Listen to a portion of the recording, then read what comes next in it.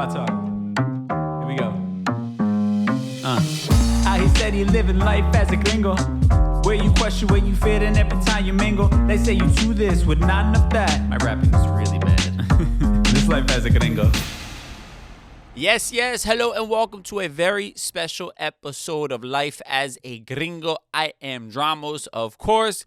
I know what you're thinking. I was talking a big game about being on vacation, taking some time off, being on a hiatus, right? But here I am bringing you a brand new episode.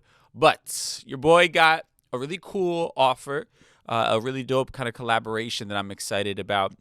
And scheduling-wise, it just didn't work out until we were kind of in between seasons. And I really wanted to make it happen and really get to meet these amazing people who are a part of the Huddle podcast, which is an NFL weekly football preview show. And it's hosted by Will Selva from Good Morning Football and M Acosta-Ruiz from NFL Total Access. And just really exciting stuff that they're doing over there. And I was so honored that I would be asked to be a part of that. We wanted to kind of do a really dope collab of bringing our audiences together. So I couldn't turn that down. I'm a football fan. My Tampa Bay Buccaneers, we are in first place right now. We are holding our fate in our own hands. Baker Mayfield is baking right now. So I am beyond excited about NFL. I couldn't turn this down. I had to, kind of pop out of my cave a little bit, which, let's be honest, y'all, if you know me, I've been working this entire time. Basically, I just haven't been doing podcasts. But anyway, okay, so what's going to happen is I'm going to bring you an interview that I did with M Acosta-Ruiz, who's just an incredible human being.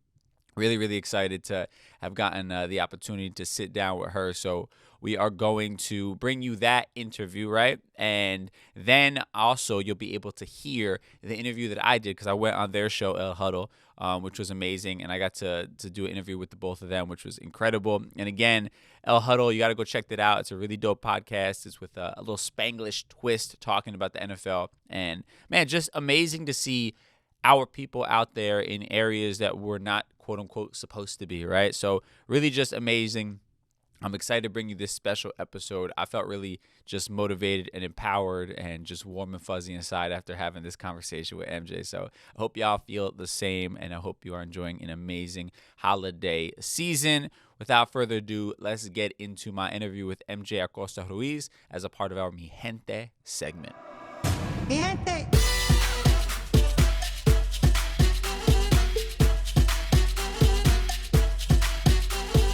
My guest today is one of the hosts of the Huddle podcast and also reporter for the NFL Network, MJ Acosta-Ruiz. How you feeling? Woo! I'm feeling so good, especially getting to be on with you today. This is awesome. We need more conversations entre nosotros, ¿verdad? Entre nos.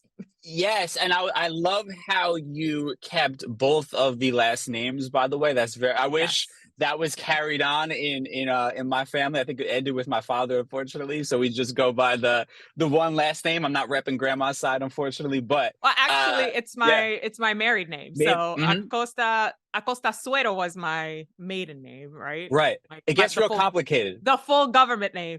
So we did Acosta-Ruiz because I married a New Yorican, a Boricua from Brooklyn. So yeah. I love it. But we're right here in like the same sort of life, I guess, because the beauty of having you on the show is you're from New York originally, right? So we have that in common over here. I also love that you called your husband a New Yorican, right? I feel very much at home because my father still calls me a New Yorican because he was born on the island. So so I'm feeling very much at home right now in all of this. But I think what's incredible about you and what I really was excited to have you come on the show was because this whole show is about like living in your otherness, right? And embracing your otherness. And you exist in otherness in a variety of different ways, right? You are first 100%. And foremost a woman in sports, right? Which is a minority. You are a woman of color in media, which is a minority. Yeah. You are a Latina in the world of football, which is even more of a minority. And then also when it comes to our culture, you represent a part of our culture that sadly traditionally hasn't seen much representation, that is as an Afro-Latina, right? So when I talk about the idea of embracing your otherness, what comes to mind for you? I think it's that. I think it's not only leaning into the otherness, but making sure that you can stand on that proudly, Mm, while you recognize that there are others that are mm, in that otherness, right? So, like for me, growing up, I never saw myself reflected on the mm, screen. So I never thought that a career in this space was even available to me, you know? yeah. But for me, the otherness feels very much like a superpower. It has been something that I've worn like a badge of honor, where many times, and to be completely frank, I operate in a space where straight white men are the norm and Hmm. they are the majority. So walking in there, it's easy to get intimidated, right? It's easy to try and have to shrink yourself. And certainly the Hmm. industry and bosses along the way and folks along the way have tried to minimize me for Hmm. my otherness. And I did the exact opposite. I said, this is what makes me stand out.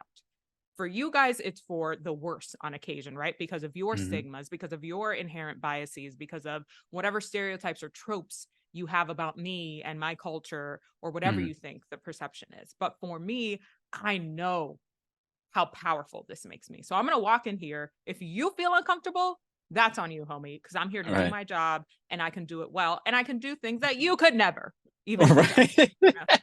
I love it. You said superpower because I always say authenticity is your superpower, right?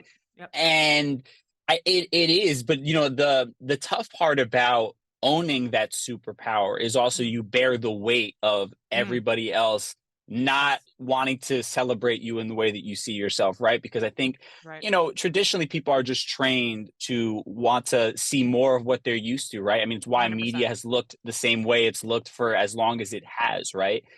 And you're fighting and pushing against that. But even for you more than anything, you're going into a culture that has that stigma in general when it comes to people Yep. of color, but B, you're now going into a sports world that you said is, like you said, is dominated by mostly straight white men.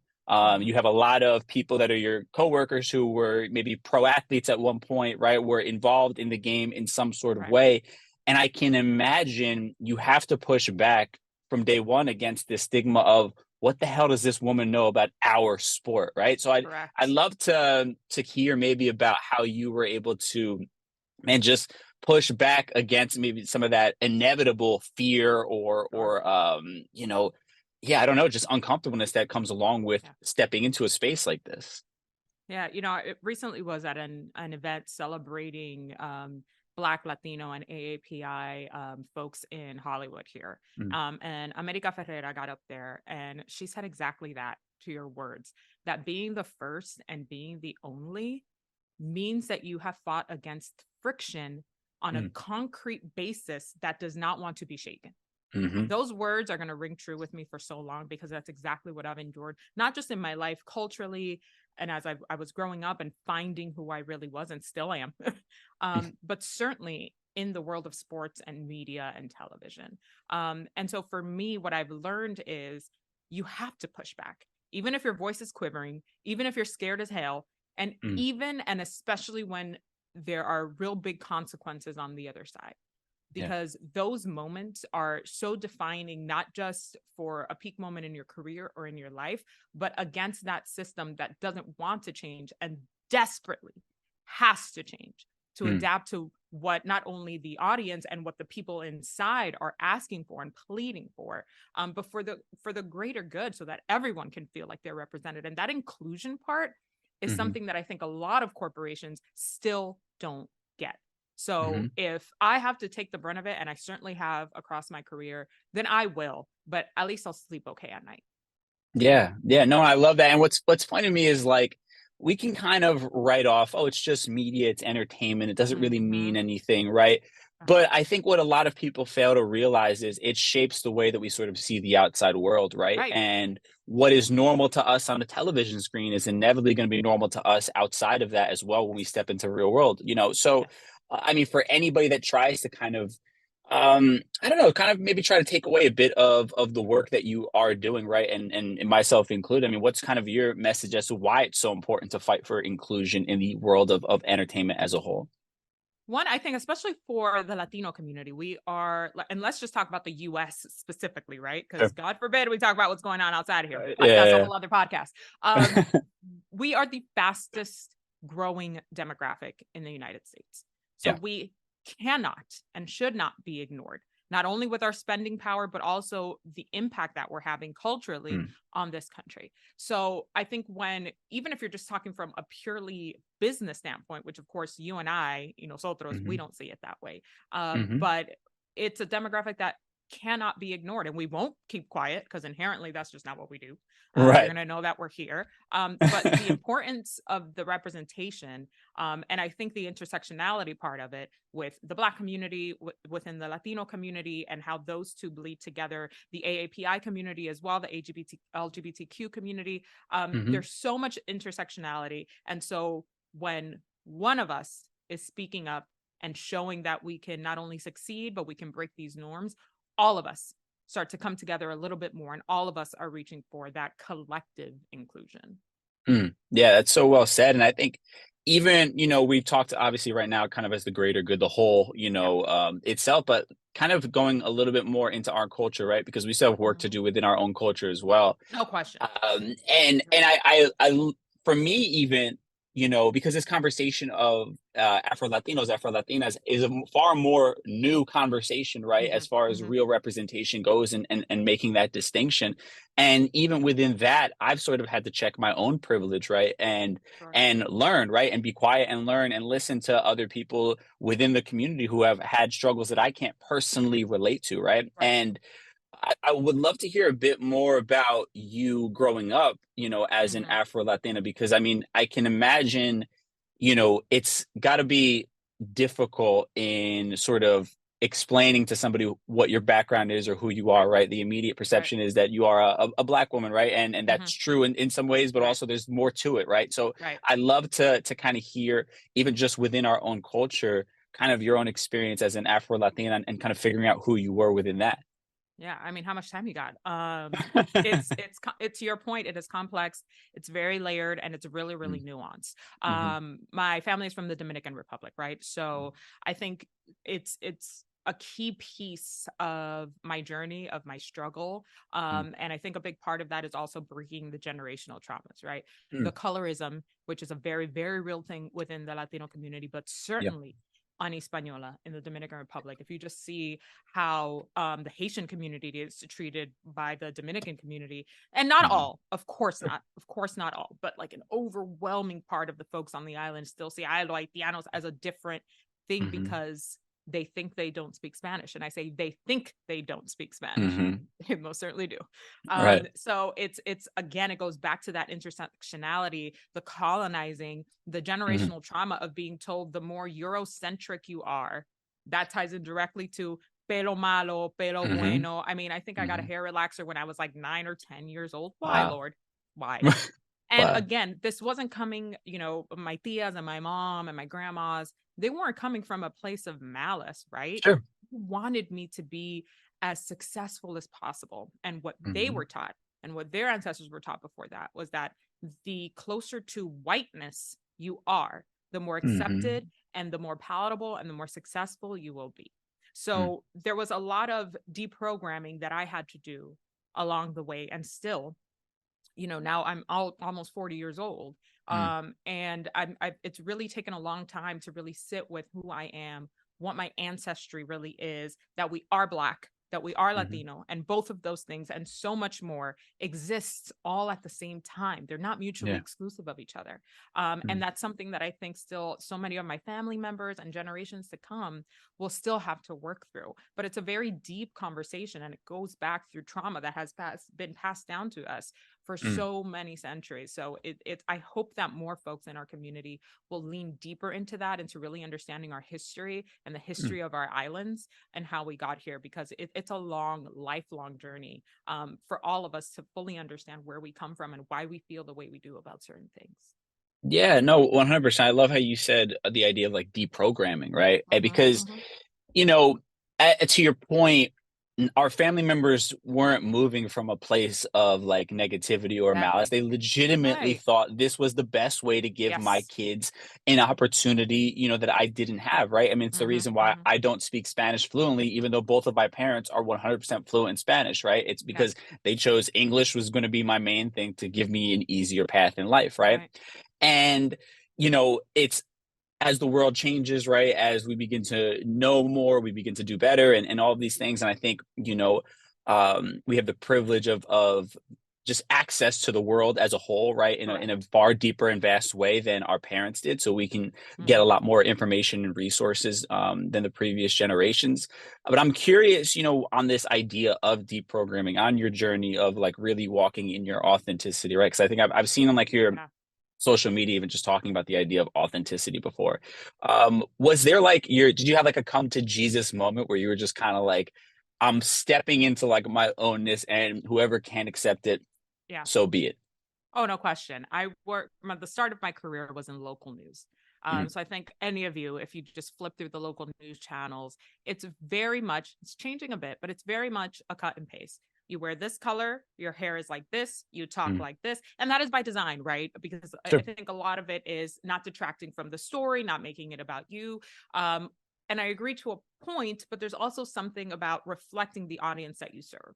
Right. So if we're Hmm. not stepping into these spaces and certainly on a screen in our full authenticity, how is our community supposed to feel like they can trust us? So when I Hmm. was working in local news and I had moved now away from the East Coast where I had a lot of access to other Dominican hairstylists who could work with my curly Hmm. hair, that could, make it pinch straight because that's what I was told would make Hmm. me not just what would make me successful, but was the only option Hmm. for me to step through those doors to have the position that I had.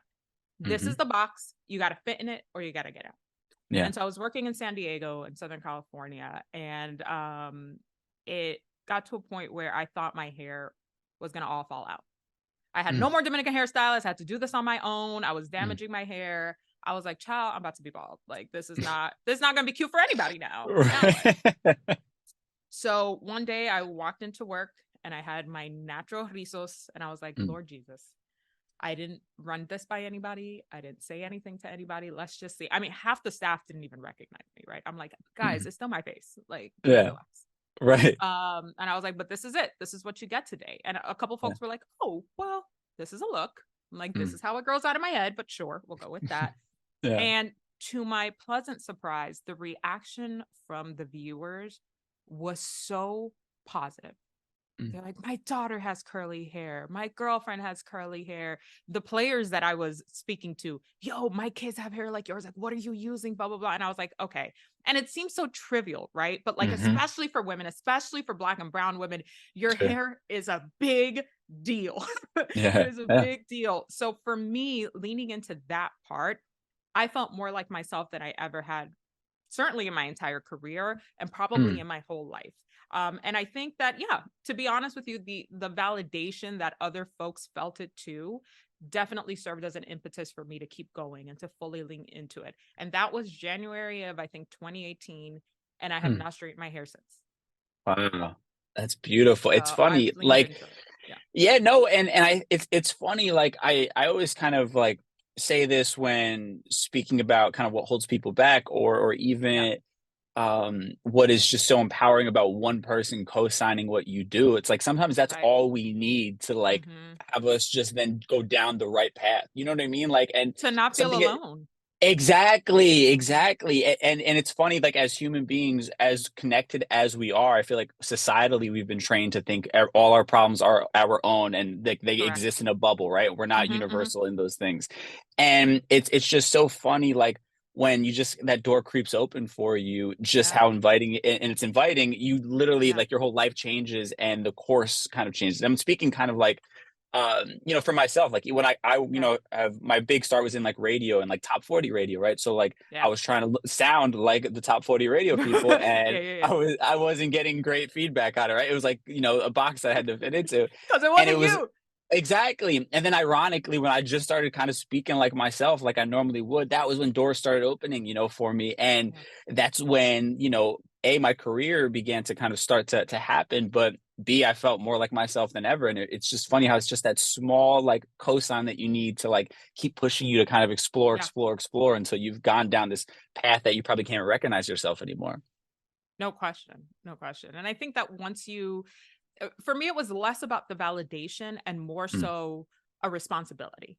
mm, Like, okay, there are other folks who need this too. It's not just yeah, me. To your point, like you're not in a vacuum. None of this yeah, happens in a vacuum, right? But especially hmm, for those in media, we do serve a community, right? We're not just talking here for ourselves. Like yeah, the information that we're disseminating, the conversations that we have are for the greater purpose, not to get all philosophical or whatever. sure. But it is important for the folks that we serve to understand where we're coming from. And more often than not, when you do that genuinely, it reaches the people that really need to hear it. And for me, once that happened, I was like, okay, there's a bigger push here than just, Hmm.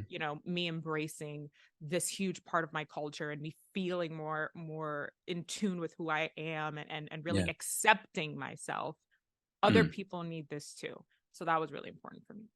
Yeah, no, and but the irony is on the flip side of it, it's also a burden that you carry, right?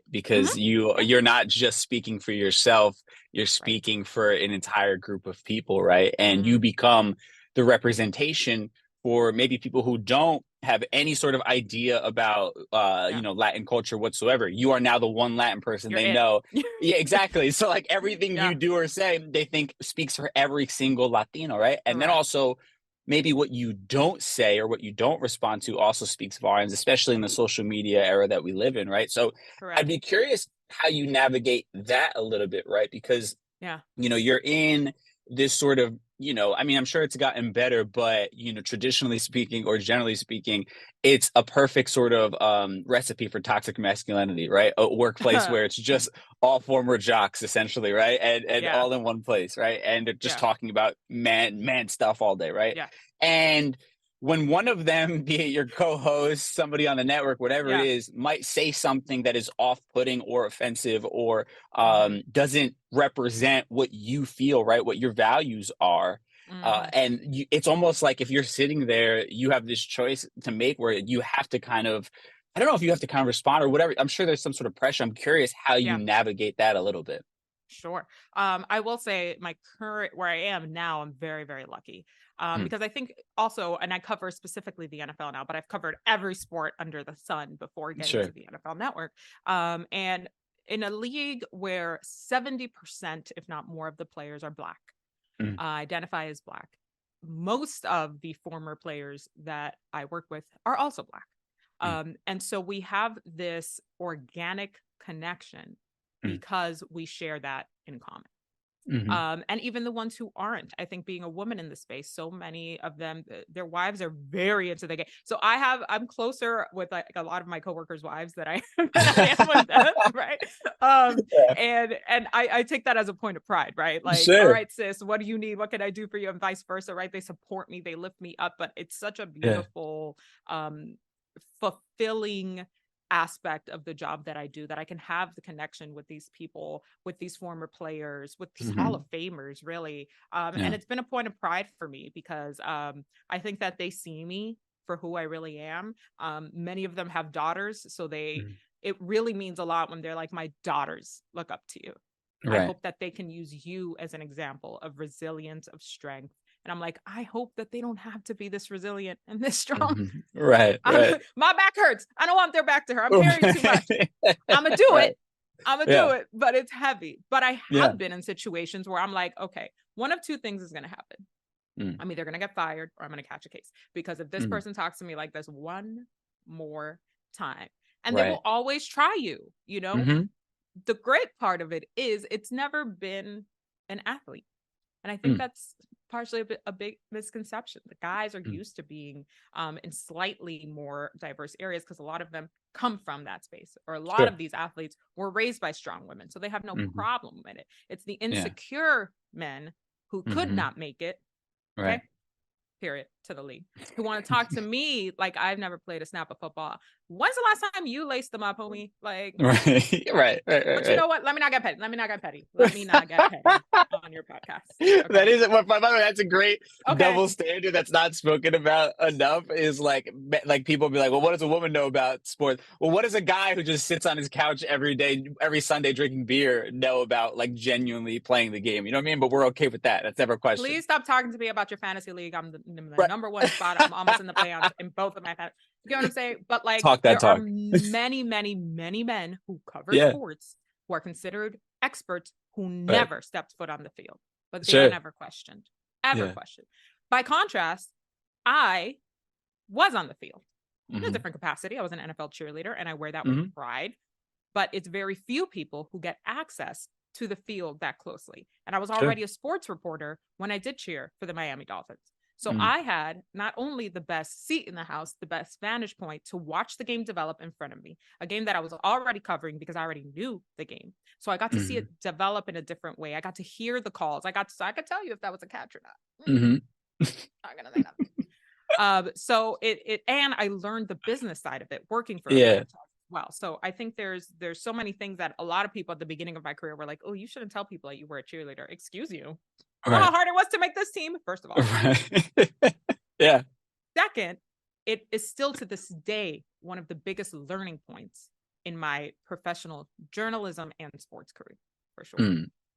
Yeah, but I mean, to your point about deciding if you're going to catch a case or not, I think it's like, again, when we talk about the unfair burden, right? That's like placed on our shoulders, because it's like, you have to hope that you have a person in a position of power that gets it and backs you up for like defending yourself or understanding in that moment that if you don't speak up, you're going to then be crucified on the other end of it. Right. And that is walking a very fine line. And then it's on top of all that, right? Because that's something I can relate to. But on top of that, then it's the stereotype of you're the angry woman or the angry Black woman, right? Exactly all of those things begin to then tack on to it. You're the crazy Latina, whatever. Exactly, right, exactly. So it's like you're walking an even finer line out. And I'm not trying to get you to like sell anybody out or anything, but how do you navigate that like mentally and sort of like, I guess, where do you pick and choose your battles would be the way to ask that.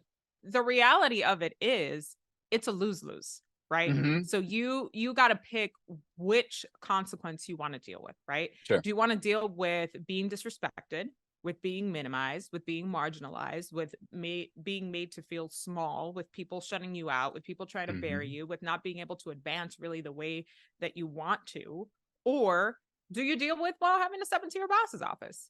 More often than not, I chose the latter. Because even though, and I think a lot of Latinas can relate to this, and I'll only speak for myself here.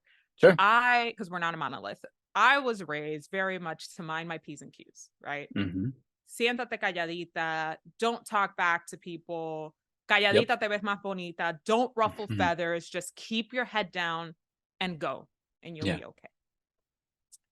But in the same breath, I would see my mom and my tias cuss somebody out if they were doing something that wasn't right. So I was which one is it? And I think the point of it is the juice worth the squeeze? And for me, when it comes to my integrity, when it comes to my knowledge, and certainly when it comes to my job, because this is my livelihood. This is how I put food on the table. This is how I'm making things better for generations to come in my family. I'm not going to stay quiet.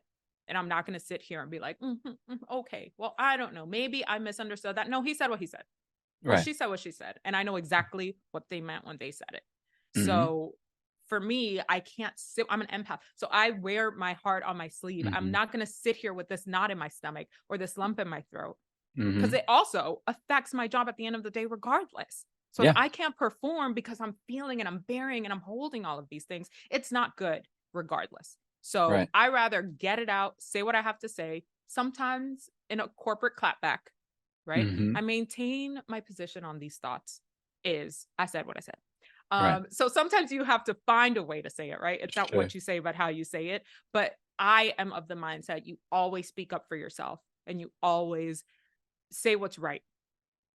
Sometimes, again, even if you're scared to, that's the time when you need to do it the most. And it's not an easy thing to do at all. No, absolutely. But I think on the other side of it, it's, you know, we're blessed to be doing jobs that we've dreamed about doing, I'm Oh, sure, for since we were yes, kids. no But it's question. a part of the dream is not muting myself, right? Like the Mm, part of, like I'm not actually living my dream if I feel like I'm not getting to be authentic, if I'm constantly censoring exactly. myself, if I'm living in Exactly. fear of losing everything based upon me being myself, right? Hmm. And I think that is sort of, I think the mentality a lot of people have to adapt. You know what I mean? That I think Yeah. it's important to stand for something, right? More than anything, Yes. more than being able to get a check or more than being able to say that you have this job at the end of the day, to feel comfortable in the situation and feel like you're not being sort of stepped on, you're not being put in a corner Exactly. somewhere. I think that is something that money can't buy at the end of the day, right? At That's a all. real spiritual connection to yourself that I think is essential for all of us to truly be fulfilled, like Exactly. legitimately be fulfilled as human beings. I mean, you hear a lot in the Latino community. I partially grew up in Miami. After New York, we moved down to Hmm. Miami, and um, my Cuban counterparts, they'll always say, "Yo no me fui de Cuba to do X, Y, and Z. Yo no Yeah, salí yeah, de Cuba to do the same thing. My parents didn't leave Dominican Republic for me to be yeah. meek, for me to not Yes. take full advantage of the sacrifices they made." My dad Hmm. was a doctor in the Dominican Republic. He was a Mm. medical examiner. He was an OBG. He'd done sort of everything. Same with my mom. She left her career there to come to the United States and literally sweep floors and be janitors and clean offices and work in a shoe factory Mm. for me to have the opportunity to pursue these things. So I would Hmm. be doing them and their sacrifices a disservice. And yes, I am the oldest daughter of immigrants. So I'm not okay, but I'm trying. Hmm. I'm Right. trying because we also carry that, right? All my oldest Yeah. daughters know what the hell I'm talking about right Hmm. now. You have to help raise your siblings. I'm the oldest of four. You have to make Mm. dinner for people while pursuing your dreams, while seeing your parents struggle, but try to carry it all with grace and with pride. And Yeah. that's really the main reason that I work so hard, why I Mm. push so hard, because I'm not going to let them down. Not because they Yeah. put this on me. They didn't put Sure. this on my shoulders, but I'll be damned. Yeah. I'll be damned if I let all of that be for nothing. Yeah, no, and that leads kind of perfectly to another part of this whole conversation I want to touch on. And that's like MJ the person, right? Because Yeah. the other nuance to this is you have a job that is very demanding of you Mhm. mentally, time-wise, has you traveling Yeah. constantly, doing things like that. And that is out of the norm of the traditional American Correct. household, right? The mindset Yep. of it's usually the husband, the father, the dad, that's the one traveling for business all the time, doing Right. these different things, right? And I'm curious how you find that balance of having the family life, which is obviously incredibly important and goals, but also striving to achieve at such a high level and the amount of Mhm. demand that comes from you, really putting your all into this career. I It's a loaded question for sure. Yeah. Shout out to my husband, who is the most supportive partner I could have ever asked for. I Mm. mean, at every single turn. And this is a Puerto Rican man, okay, whose wife works in a male-dominated industry. Yeah. And he's never once flinched at me having to do an assignment, has never ever questioned how my trips went. He knows, one, who I am and how I rock and Right. how I navigate things. But Mm. two, always leads from a place of, what can I do for you? Mm. How can I make this easier on you? Mm. So we've found that balance within our relationship. We've been together 11 years. We found that balance of our family life and what our reality looks like. I don't Mm. do a normal job, neither does he. And Mhm. so we knew that our normal was never going to be what traditionally we were taught the norm was going to be. So that's one aspect of it. But the other one was reimagining what that family life looks like. I'm 39 years old. So for many, many years, it was, "Y los nietos? Mm. When are the kids coming?"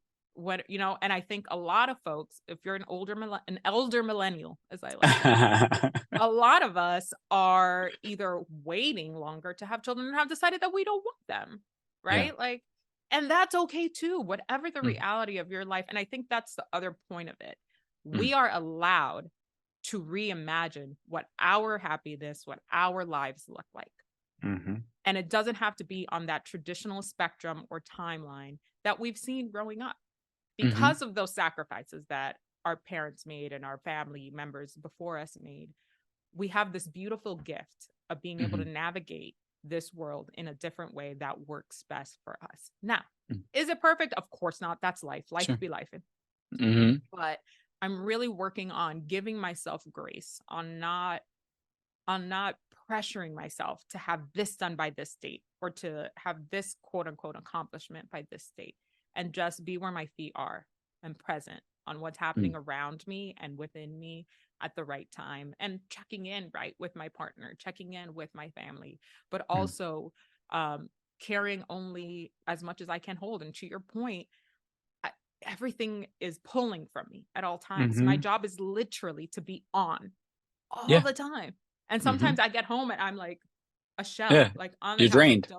I'm drained, but I also have to pour into my husband. I have to pour into my marriage. I have to pour into our puppy, you know? So it's like at any point, you know, I do a lot of mentorship. Mentorship is really important to me. And there'll be times where I'm just like, oh my God, I don't have one more thing left in me. And a young woman will text me and I'm like, what do you need, sis? Yeah. Instinctually, without even thinking about it. But that also pulls, right? So I think it's important to find the moment where you can reset. And sometimes shit, that's not possible. You know? Sure. It is what it is. So we have to pull through. I actually want to give a shout out to all the women in this industry who have children who they have. I'm like, sis, how are you? How? Right. Yeah. How?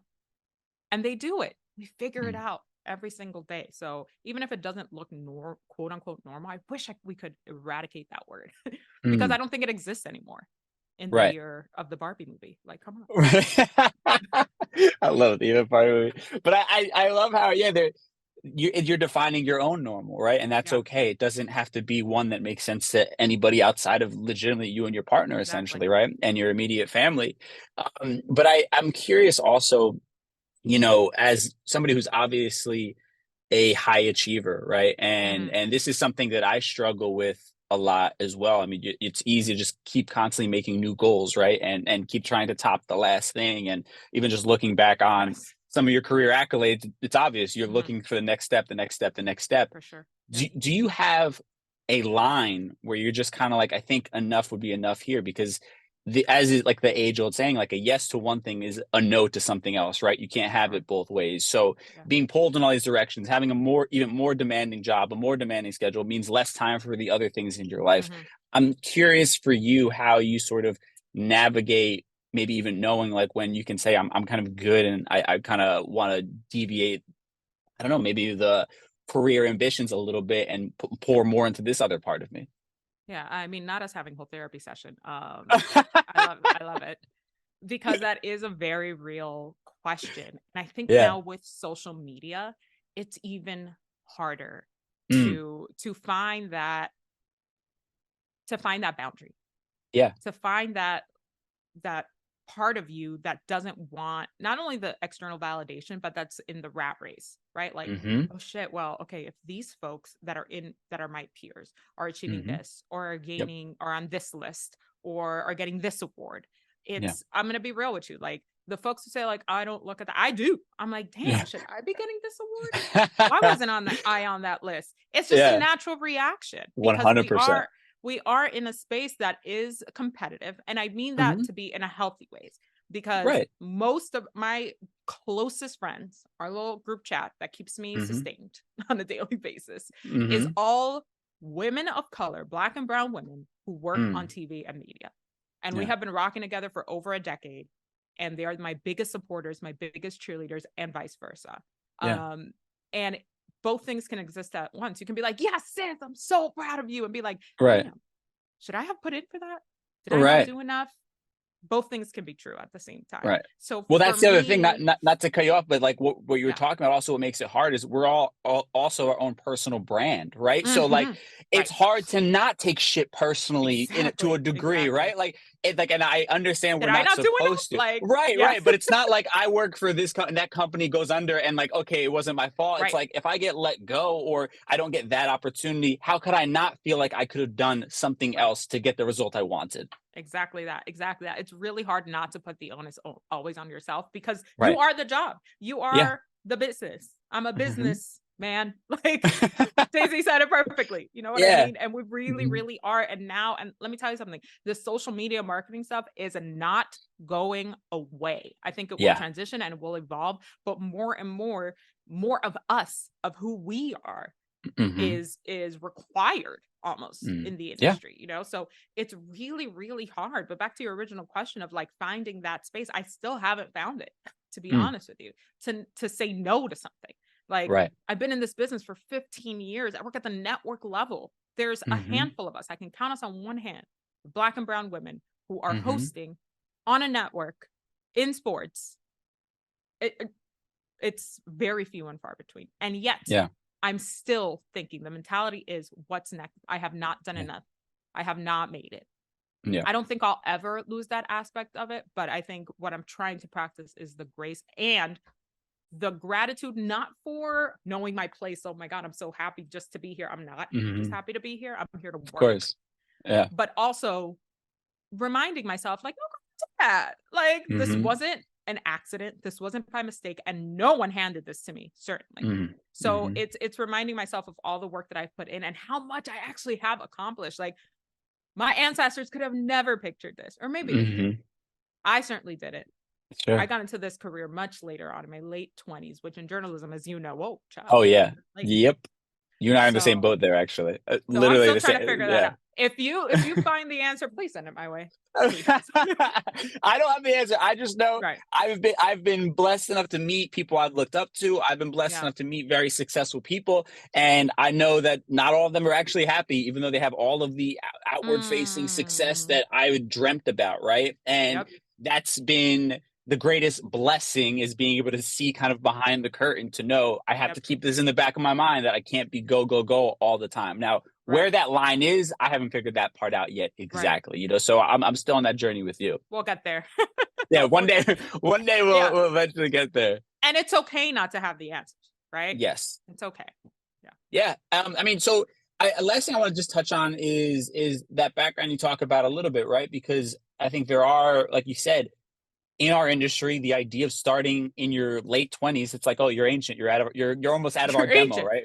Yeah, basically, it feels that way. It feels that way. You're out of our target demographic, right? And you know, for you then making that pivot, I'm just curious about some of the mindset, the decision making, the conversations that were happening from family when you're telling them that you want to go down this route. Because what a lot of people don't know is also, when you are on local TV, it is not this glamorous, high-paying job that a lot of people think because you have cameras on you. It is a grind. So I would love to just hear a little bit of the mindset of that phase of your life, making that pivot and the initial stages in media. Yeah, I think to your point, like, my parents definitely, their only concern was that, one, I got an education, and two, that I get a safe and secure job. So they wanted me to go down business or finance. Math and I, not friends. I'm clearly a creative type, right? Like, I'm more on that side of the brain. But they really just wanted me to have stability and security, which is fair. They strive for that and made tremendous inroads in making sure that my siblings and I had that, for however that looked. So all they wanted was to be a little bit easier for me. And all I wanted to do was be a performer. And they were like, great, here we go. So I've been a dancer my entire life. I remember I got my first job. It was at Babies R Us. I must have been like 15, I guess, was the earliest you could actually get like a W2 job. And the only reason I got that job was so that I could pay for a dance studio. So that I could go to this dance studio. My parents couldn't afford that. They're like, are you crazy? How much is this a month? Absolutely not. Please go do your homework and shut up. So I remember, okay, fine. If you can't do it, I'm certainly not going to I was not a tantrum kid. Please. Please be for real. I was like, okay, how can I figure this out? So I was like, all right, I'll get a job and I'll do it myself. Dance, ultimately, following that passion led me to this career and this other passion of my life. I remember I dropped out of college, which my parents didn't know at the time. I can say that now because I'm grown at my age. But I dropped out of college because all I was doing was accumulating student loan debt. Like, good God. So I said, let me just step away and follow and step into what I really want to do. Because I can't, this is not a failure. If I'm actually pursuing something that fuels me and I can still pay my bills, I will. So I went on tour. I was on Daddy Yankee's tour for a while. I was in Miami at the time. So I was dancing at a lot of Latin music venues and with artists. And it was an incredible part. I got to see the world. I got to travel outside the US. And I really learned how to manage myself as an adult in my early 20s. Eventually I got cast on a TV show. I don't know if you remember this or how many of the listeners will remember this, but it was on a sister network to Telemundo. It was called Mundos. The show was called The Roof.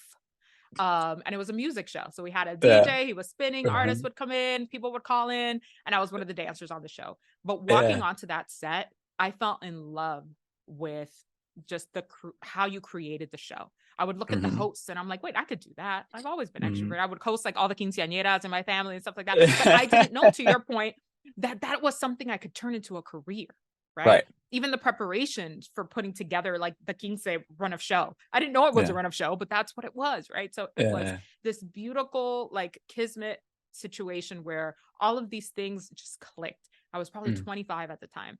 The next semester, I re-enrolled in school as a broadcast major, and the rest, as they say, is history. I was so laser focused because I felt like, yes, this is it. And I know that there's a way for me to do it. And I know that I can be successful at this. So I never looked back, but I started out in local news. I did a lot of one-man band. For those who don't know, is your own camera person, your own editor, you're cutting packages, which is like the big stories that you see put together on the news. You have to edit on the fly. You're on deadline. I worked the morning shift. So I was up at 2 a.m, on air by 4:30. I covered traffic. I covered the weather. I did anchoring. I did hard news. I mean, I did it all because I wanted to figure out which way could I do it. And because I was bilingual, I got to start in Miami, one of the biggest markets in the country. And it was tough. I made a lot of mistakes, went through a whole bunch there as well. But I knew that that was the path. I didn't care that I had to be up at 2 a.m. every day, hauling around all this equipment, going on a live news truck, knocking on people's door on the worst day of their lives. All of it made me better for the wear. And because I knew that I loved it, and it took me a little longer to get there, but man, was it worth it? Really, really was. No, I absolutely love that. And I love, like, you don't have to have it all figured out, right? I feel like people get so caught up in like the fucking planning phase of it all and like think that they have to know where they're going and have the answer to everything. And it's like, you're going to be far more like better off just starting, tripping, making the mistakes, getting embarrassed, and you're going to eventually figure it out at some point, but you have to start. And I did. I took a lot of L's. Okay, let's be honest. I made a lot of mistakes. I did a lot of L's because the back part of starting in a major market was you're next to all of these seasoned reporters and seasoned anchors, and I'm like, oh shit, like I got it. Okay, and it wasn't fake it till I made it. Like I could not fake it because I didn't know what I didn't know. Right. So I made mistakes and I embarrassed myself, but I got back up every time. And it's very hard when you make a mistake on television to own it and then come back the next day and still do your job. And not worry that, oh my God. And like my bosses gave me grace. And thankfully I had on the sports side, tremendous mentors who said, you can do this. You are talented. Just keep going. Like we're all going to fuck up once in a while. We're going to say the wrong stat. We're going to mispronounce a name. We're going to freeze. You know, we're human. But it was that belief in myself and others who believed in me too, that I was like, all right, let's just, and thankfully, you know, this was like 2010-ish. So like social media wasn't what it was. I for sure would have gone viral quite a few times. It would have been a meme somewhere at somebody's phone. Oh my God. Yes, for sure. Well, MJ, it's been such a pleasure getting to meet you. I'm inspired. I definitely feel seen, and definitely you're doing some really important work. So I want to commend you and give you your flowers and let you know that obviously you already know that you're doing important work, but we see it and it's inspiring. So thank you so much for all that you do. That means so much. And like, look, we're stronger together, right? So just a big, if nothing else, whatever industry, whatever space you operate in, lift as you climb. Lift as you climb and make sure that those people that you're still keeping a tight tether on that group. Don't lift somebody up and then let go of the slack. You know, we need the peer-to-peer mentorship. We need to not just leave it better than it was, but also help folks navigate through it as well. I think that's a really important piece of the puzzle. Absolutely. And where can people follow you? I know we got El Huddle, the podcast. People could check Yes. that out. What else should Yeah. people be looking out for? I've got thankfully, a lot of projects coming on the way, some things in the works, but you can follow it all along. I'm MJ Acosta TV on all of my channels. MJ Acosta-Ruiz TV was too long, so we just went with MJ Acosta TV. Kept it with the classic. Gotcha. Yes. Well, I appreciate you. Thank you so much for hopping on the show. Thank you so much for having me. This was awesome. Great therapy session. Appreciate it. Yes, exactly. Man, big shout out to my guest this week, MJ Acosta-Ruiz from the El Huddle podcast. Just absolutely amazing. She's also a host of NFL Total Access, of course, as well. I'm just fucking inspired. We'll get into that. I'll do a quick conclusion, Stu, even though I'm in vacation mode. So with that said, let's just get right into conclusion, Stu. Time for conclusion, Stu. Man, so I love these types of conversations because I think it really excites me to see people doing the work, right? And people who understand the position that they're in, it's bigger than just themselves, right? And I know it doesn't have to be, but it should be, right? Because we all want to leave this world a bit better than the way we found it, right? Or I hope that that's kind of all of our goals, right? And in entertainment and in media, oftentimes it's an incredibly selfish sort of sector of our culture, right? It is very much people being about themselves, trying to get their own, way ahead and not really caring anything about, themselves, right? And I'm really inspired when I get to hear other people who, like me, understand the sort of weight that comes with having any sort of success in this field, especially when we are the minority, right? And recognizes, and not only recognizes, but steps up to the plate in order to be a person who is being a great representative, who is putting on for our community, right? Who is also sort of being unafraid to check people and to make sure that things are happening, favorably for us, right? To really make sure we're being portrayed in a positive light. And again, understanding that they are more than just a person in media, but they are somebody representing an entire culture of people and potentially inspiring, more and more people from our community to go out there and live in their greatness, right? And really help us progress as a culture, as a community, as a people. And I just love when I get to sit down with people like MJ who understand that and embrace it, and are really doing their best to do their part, right? To be a positive force for the community and be an inspiration for all of us, which she is for sure. So big shout out to MJ for hopping on the show. Again, this is a special kind of two-part thing. You're going to get then now my interview that I did when I went on their show, El Huddle. And definitely go check out that podcast. It's really, really cool, especially if you're a sports fan, obviously, NFL fan.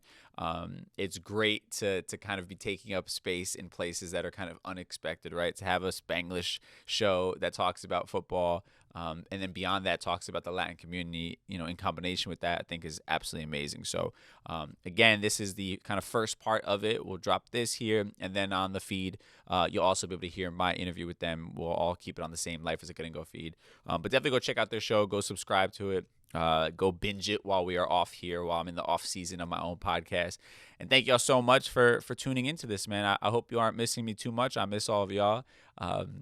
It feels nice to kind of be back in podcasting mode, even though I'm kind of like on the road doing it. But I'm grateful to have the opportunity to come back in February. I hope y'all haven't forgotten about me. Also, just a quick little aside while I have you here. I recorded my first ever talk special. We did it virtually. Shout out to everybody that came and participated in that via Zoom. I'm then going to release it on my YouTube channel in full for anybody that wasn't able to be there. So you'll be able to check that out as well. So really cool thing I'm trying to do. I'm trying to like bring the entertainment value into like the sort of speaking engagement stuff that I've been doing, and just a new way I feel like to communicate to our community in like a really real and raw way that doesn't feel so bland and boring and preachy, that we can still have fun but talk about real shit and leave inspired at the same time, right? As well as hopefully entertain. So that's the goal. A little preview of what I'm working on for 2024. With that said, have an amazing holiday. I miss y'all so damn much. I will see you in February, like for real. But I hope you enjoyed this special episode that I recorded for y'all, as well as the upcoming interview from El Huddle podcast. And go check those guys out. They're absolutely amazing. So appreciate y'all once again. Have an amazing holiday, amazing new year. And I will catch y'all in February. Peace.